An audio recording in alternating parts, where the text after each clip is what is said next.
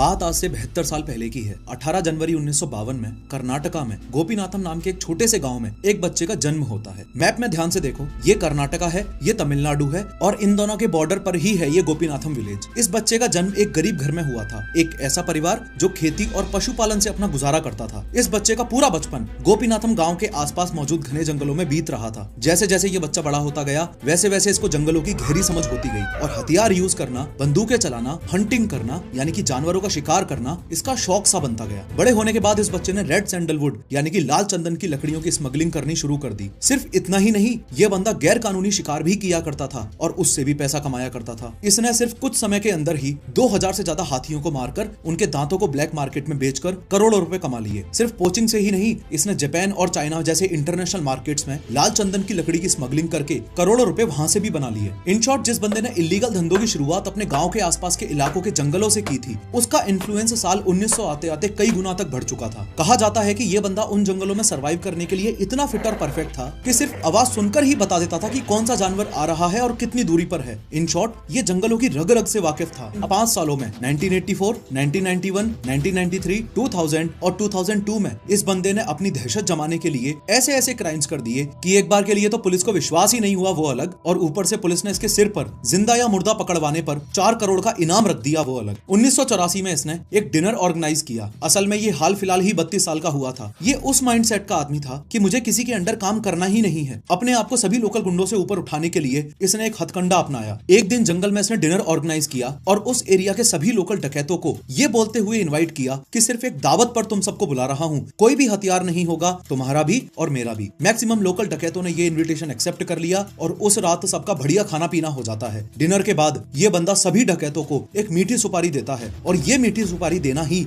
इसके खुद के गैंग मेंबर्स के लिए एक ग्रीन सिग्नल था कि अब सब पर हमला कर दो और सबको निपटा दो। इस तरीके से इस बंदे ने वहां के सारे लोकल गुंडे खत्म करके 1984 में अपने आप को एस्टेब्लिश करना शुरू कर दिया। फिर साल 1991 में पी श्रीनिवास नाम के एक पुलिस वाले को इसने खुली चुनौती दी कि मैं तुझे बिना हथियारों के जंगल में इस जगह इस समय पर मिलूंगा, अगर तुझ में दम है तो आके मुझे पकड़ ले और अरेस्ट करके जेल में डाल दे। श्री पी श्रीनिवास, वो पुलिस ऑफिसर जिन्हें कीर्ति चक्र भी मिल चुका है, उन्होंने इसका चैलेंज एक्सेप्ट किया और जंगल में चले गए। धोखाधड़ी से इस डकैत ने पी श्रीनिवास का सर धड़ से अलग करके उनकी हत्या कर दी और उसके बाद भी इसका दिल नहीं भरा। फिर इसने अपने गैंग मेंबर्स के साथ मिलकर ये किया। फिर साल 1993 में इसने 2 मेजर क्राइम्स किए। सबसे पहला वाला तो ये कि अप्रैल 1993 में एक police officer Rambo Gopal Krishnan को ओपन चैलेंज दिया कि मैं इस दिन इतने बजे इस जगह पर तुम्हें मिलूंगा, अगर हिम्मत रखते हो तो मुझे आकर अरेस्ट कर लो। अब चूंकि इस डकैत ने सोसाइटी को पहले ही इतना नुकसान पहुंचा दिया था कि पुलिस एट अ टाइम इसे अरेस्ट या इसका एनकाउंटर करने के लिए रेडी ही बैठी रहती थी। रैम्बो गोपाल कृष्णन ने इस चैलेंज को एक्सेप्ट किया और अपने साथ 22 पुलिस वालों को लेकर वो इस डकैत की बताई हुई लोकेशन पर जाने लगे। लोकेशन को समझो, ये है पालर ब्रिज, जो कावेरी नदी की एक ट्रिब्यूटरी पालर रिवर के ऊपर बना हुआ है। ये आगे जो वैन चल रही है इसमें 22 पुलिस वाले मौजूद थे और पीछे इस पुलिस की जीप में रैम्बो गोपाल कृष्णन अपने 2 साथियों के साथ आगे बढ़ रहे थे। अब तक आपकी नजर अगर ना पड़ी हो तो यहाँ नोटिस करो कि ये डकैत और उसके साथी यहीं छुपे हुए थे। जो लोकेशन इन्होंने रैम्बो गोपाल कृष्णन को दी थी वहां तो ये थे भी नहीं। खैर, इधर इन्होंने लैंडमाइन लगा रखी थी और जैसे ही पुलिस की वैन ब्रिज पर चढ़ने ही वाली थी वैसे ही ब्लास्ट कर दिया। ये ब्लास्ट पालर ब्लास्ट नाम से जाना जाता है। पीछे जीप में बैठे हुए रैम्बो गोपाल कृष्णन भी इस ब्लास्ट की वजह से सीरियसली पैरालाइज हो गए थे। ये साल 1993 का पहला कांड था। अगर बात की जाए दूसरे कांड की तो इसके एरिया के जंगल के एक गांव में 2 नवंबर 1993 को इसे 8 चरवाहों पर शक हो जाता है कि वो लोग पुलिस वालों के इन्फॉर्मेंट्स हैं। शॉकिंगली इस डकैत ने उन 8 के 8 को वहीं मरवा दिया। फिर दोबारा साल 2000 में इसने कुछ अनबिलीवेबल कांड किया। इनको तो आप जानते ही हो, मिस्टर पुनीत राजकुमार, फेमस कन्नड़ सिनेमा एक्टर जिनकी अभी 3 साल पहले ही हार्ट अटैक से मौत हो गई थी। इन्हीं के father legendary Kannada actor doctor Rajkumar को भी इस डकैत ने उनके घर में घुसकर किडनैप कर लिया था और जंगल में ले गया था। असल में उस रात खतरनाक बारिश हो रही थी और डॉक्टर राजकुमार अपने फार्म हाउस में एक रूम में टीवी देख रहे थे। ये डकैत उनके घर में घुसा और बोला, वी वांट सर। भारी बारिश में ही ये डकैत डॉक्टर राजकुमार को अपने साथ जंगल में ले गया। इस डकैत को ये था कि अगर मैं बड़े लोगों को अरेस्ट करूंगा तो उसके बदले मुझे बहुत सारा पैसा मिलेगा। इसने डॉक्टर राजकुमार को छोटे मोटे टाइम के लिए नहीं बल्कि पूरे 108 दिनों के लिए यानी कि 3.5 से ज्यादा महीनों के लिए अपने पास किडनैप करके रखा और फाइनली डॉक्टर राजकुमार को छोड़ने के बदले इस डकैत को 30 करोड़ रुपए मिले। सिमिलरली साल 2002 में कर्नाटका के एक मिनिस्टर एच नागप्पा को इस डकैत ने किडनैप किया और उनके घर से किडनैप करके उन्हें जंगल में ले गया। मिनिस्टर एच नागप्पा के बदले में इस डकैत ने अपने साथी डकैतों को जेल से छुड़वाने की डिमांड रखी। एच नागप्पा को अरेस्ट किए हुए ऑलरेडी काफी महीने हो चुके थे और फिर अचानक उनके घर पर एक कैसेट आती है। मिनिस्टर एच नागप्पा की फैमिली ने उस कैसेट को एक्सप्लोर किया तो पाया कि उसमें ये डकैत पूरा खुलासा करते हुए ये बता रहा है कि मैं भगवान की कसम खाता हूँ, मैंने एच नागप्पा को नहीं मरवाया, मिनिस्टर एच नागप्पा को जयललिता ने मरवाया है। उसने बताया कि एक दिन पुलिस ने जंगल में आके उसकी गैंग पर हमला कर दिया और मिनिस्टर एच नागप्पा भी उनके साथ वहीं मौजूद थे।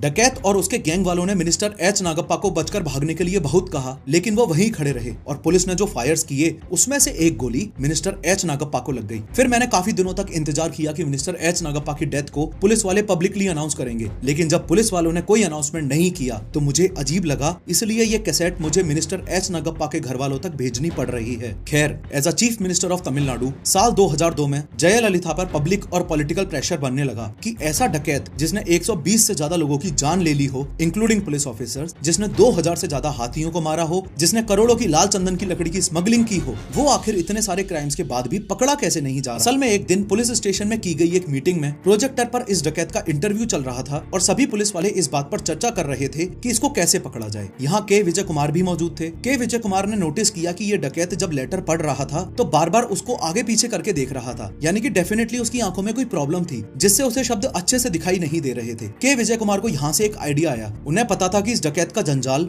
जंगलों में तो इतना फैला हुआ है कि इसे जंगल में जाकर पकड़ना तो इम्पॉसिबल है ही, इसलिए उन्होंने सोचा कि इसकी खराब आंखों का यूज करके कैसे भी करके इसे जंगल से बाहर लाया जाए। के विजय कुमार ने एक बहुत ही सोचा समझा और तगड़ा प्लान बनाया। इस डकैत की गैंग के कुछ गुर्गे जो विजय कुमार ने अपनी तरफ कर लिए थे, उनके थ्रू इस डकैत को उसकी आंखों का इलाज करवाने के लिए मनवा लिया। फाइनली जंगलों में से निकलकर ये एम्बुलेंस सिटी हॉस्पिटल में जाने के लिए तैयार है और एम्बुलेंस रवाना हो उससे पहले ही आप समझ लो कि इसमें आगे जो ड्राइवर और को ड्राइवर बैठे हुए हैं वो तो एसटीएफ वाले हैं ही, और एम्बुलेंस में पीछे बैठा हुआ था वो डकैत और उसके 2 साथी। खैर, अब उस लोकेशन पर आ जाओ जहां पुलिस ने अपने पूरे प्लान को सक्सेसफुल किया। इस डकैत को खत्म करने का पुलिस के पास ये सबसे आखिरी और बेस्ट मौका था, इसलिए सारी तैयारियां एसटीएफ वालों ने पहले ही कर रखी थी। जिस रोड से होती हुई एम्बुलेंस कुकून आ रही थी उस रोड के साइड में ही यहाँ पर एक छोटा सा स्कूल था। रोड को पूरी तरह से ब्लॉक करने के लिए एसटीएफ वालों ने गन्नों से भरा हुआ एक ट्रक लाकर यहाँ पर खड़ा कर दिया। इस लोकेशन से 3 किलोमीटर की दूरी पर एसटीएफ वालों ने पहले से ही एक ओमनी वैन पार्क कर रखी थी, ताकि जैसे ही एम्बुलेंस इसके बगल से गुजरे तो ओमनी वैन में मौजूद एसटीएफ वाले आगे मेन लोकेशंस पर खबर कर दें।